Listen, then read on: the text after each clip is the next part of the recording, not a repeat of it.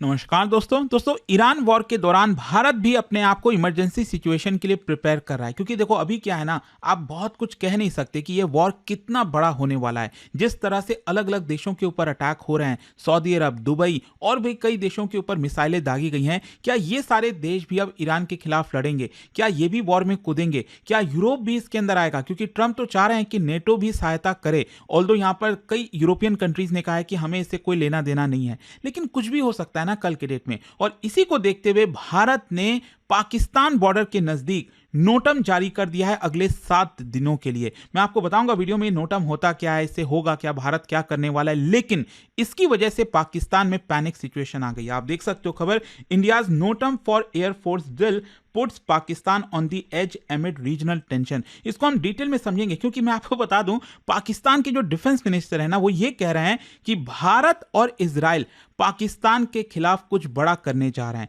मतलब पाकिस्तान को चारों तरफ से घेरने की कोशिश की जा रही है, एक्सेस बनाया जा रहा है, ये बोला जा रहा है पाकिस्तान में। ऑल्दो भारत ने अभी सच कुछ किया नहीं है, लेकिन वो कहते हैं ना डर, तो वो चीज आपको देखने को मिलेगा। मैं आपको डिटेल से सब कुछ बताऊंगा। चलिए आगे बढ़ते हैं, लेकिन उससे पहले आप सबको बता दूं, सबसे पहले happy Holi to all of you. और स्टडी आईक्यू पर हम 55% का डिस्काउंट आप सभी को दे रहे हैं। यहां पर अगर आप होली के दौरान 6 मार्च तक कोई भी कोर्स लेते हो, 2027-28 हिंदी इंग्लिश अलग अलग लैंग्वेजेस में अवेलेबल है। Use this code Ankit live, link comment section में दिया हुआ है। अगर कोई भी डाउट है, प्रॉब्लम है, इस फोन नंबर पर कॉल करिए, मेरी टीम आपको अच्छे से गाइड कर देगी। चलिए शुरुआत करते हैं। सबसे पहले देखिए नोटम क्या होता है। नोटम का फुल फॉर्म है नोटिस टू एयरमैन।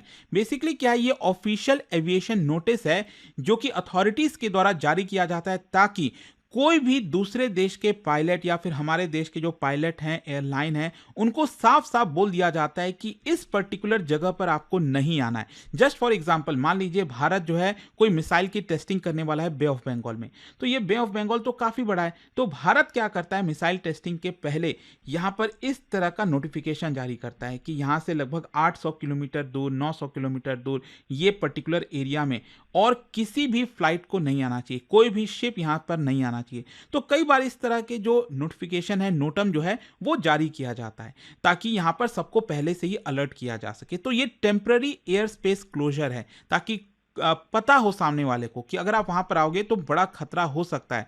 हम क्योंकि एक्सरसाइज करेंगे, कुछ भी कर सकते हैं, हो सकता है डायरेक्टली मिसाइल आपके ऊपर चला दें, तो आप प्लीज यहां से दूर रहिए। मिलिट्री एक्सरसाइजेस के दौरान भी ये किया जाता है और फ्लाइट एरियाज रेस्ट्रिक्ट कर दिए जाते हैं। अब क्वेश्चन ये है कि हुआ क्या। देखो भारत ने यहां पर यह कहा है कि 5 मार्च से लेकर 12 मार्च तक, मतलब कल से लेकर अगले 7 दिनों तक यहां पर नोटम जारी किया गया है इंडियन एयरफोर्स के द्वारा।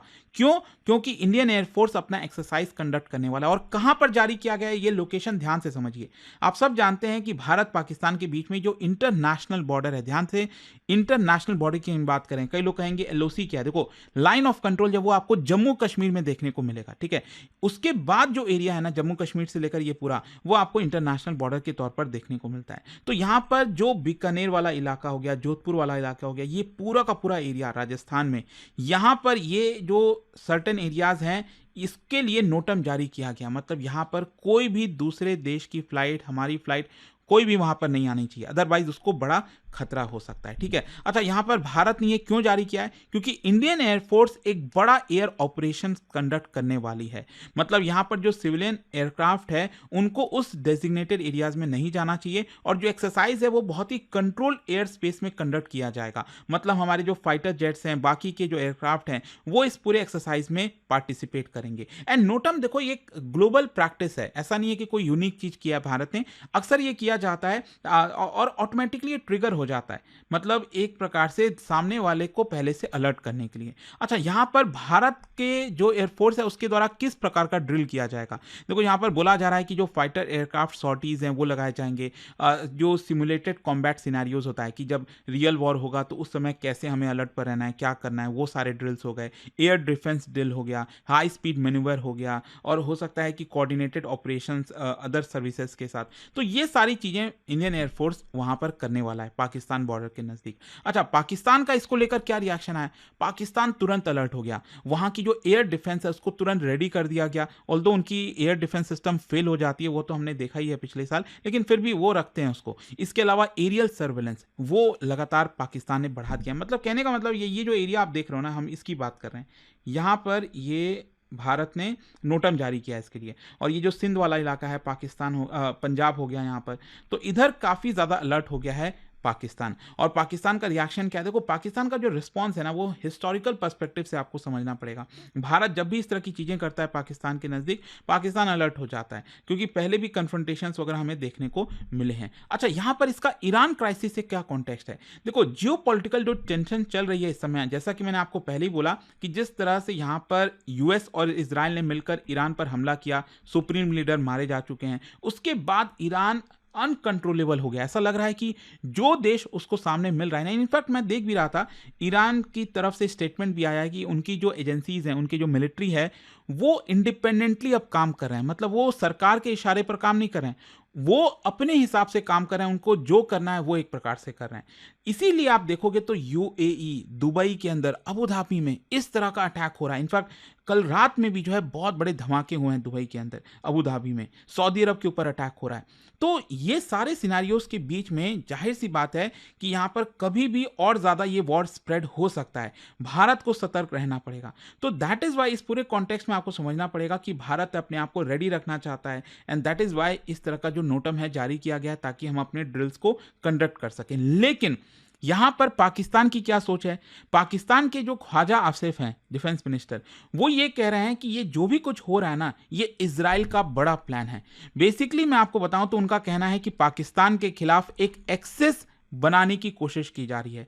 मतलब ईरान में जानबूझकर डीस्टेबलाइजेशन लाया जा रहा है, ताकि वहां पर एक नए तरीके से, क्योंकि अगर ईरान में कोई गड़बड़ी हुई, ईरान में सत्ता परिवर्तन हुआ, रिजीम चेंज हुआ, तो वहां पर इजराइल का इन्फ्लुएंस होगा, और इजराइल का इन्फ्लुएंस होने का मतलब भारत का इन्फ्लुएंस। तो एक प्रकार से पाकिस्तान चारों तरफ से घिर जाएगा।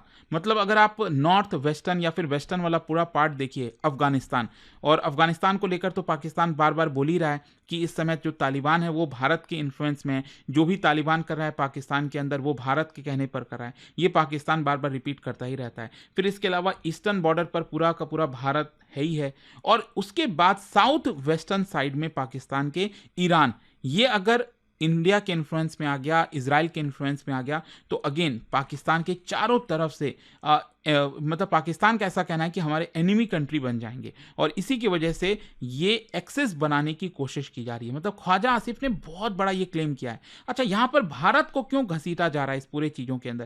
देखो, अगेन पाकिस्तान का एक मकसद होता है। पाकिस्तान अभी बहुत ज़्यादा इंस्टेबल है, जिस तरह से अफगानिस्तान के साथ वॉर चल रहा है, जिस तरह से इकोनॉमिक क्राइसिस चल रही है, तो उनको एक सहारा चाहिए, और वो सहारा है भारत। कि भारत के खिलाफ बोलो, दिखाओ, बोलो कि भारत से हमें थ्रेट है। क्योंकि नोटम वाला तो मैंने आपको पहले ही बता दिया ना, बहुत ही रूटीन चीज़ें हैं ये। यहाँ पर कहीं से भी हम कोई पाकिस्तान को उकसाने की कोशिश नहीं कर रहे हैं, लेकिन स्टिल यहाँ पर एक प्रकार से जो पॉलिटिकल लीडर्स हैं पाकिस्तान के, वो जानबूझकर दिखाएंगे कि देखो हमें भारत से खतरा है। यहाँ पर जो नेशनल यूनिटी का नैरेटिव है वो पेश करने की कोशिश करेंगे, ताकि लोग इकोनॉमिक चैलेंजेस को भूल जाएं। अच्छा, इसके अलावा एक अफगानिस्तान का फैक्टर है ही है। अफगानिस्तान के साथ जिस तरह से वॉर चल रही है, इनफैक्ट अभी खबर भी आई थी कि तालिबान ने क्लेम किया है कि पाकिस्तान के नूर खान एयर बेस पर हिट किया गया अफगानिस्तान के द्वारा। मतलब ये बहुत बड़ी चीज़ है। इसको लेकर पाकिस्तान ने कुछ ऑफिशियली बोला नहीं है, बस यही है कि हाँ ऐसा कुछ बात नहीं है, लेकिन क्या एक्चुअल में अगर हुआ है तो ये बहुत बड़ी बात होगी। और भी कई बेसिस पर यहाँ पर हिट किया गया, ऐसा तालिबान का कहना है। और कहीं ना कहीं इसी का रिएक्शन आया। अगर आप देखोगे तो खबर आई थी कि पाकिस्तान ने भी अफगानिस्तान का जो बगराम एयर बेस है उसके ऊपर स्ट्राइक की है। अब मुझे लगता है ऐसा बगराम एयरबेस पर ही क्यों करना, क्योंकि अफगानिस्तान जो है बगराम एयरबेस का ही इस्तेमाल कर रहा है।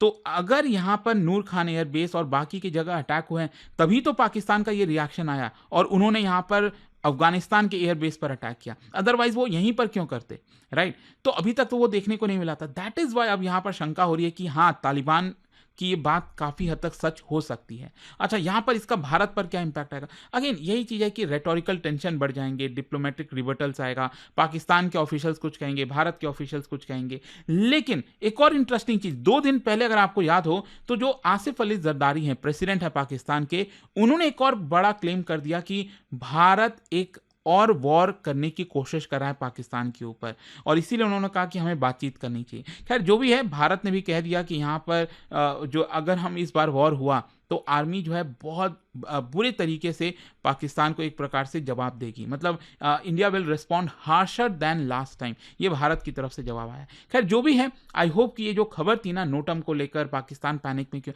वो सब कुछ आपको समझ में आ गया होगा। और जाने से पहले एक बहुत ही interesting question, Sir Creek dispute के बारे में अक्सर आपने सुना होगा, ये एग्जैक्टली किस चीज से रिलेटेड है आपको बताना है भारत पाकिस्तान के बीच में, और इसका जो राइट आंसर है आप सब जानते हैं, मेरे इंस्टाग्राम पर तो मिलेगा ही, वहां पर अगर आप नहीं हो कोई बात नहीं, टेलीग्राम से ले सकते हैं इसका सही उत्तर।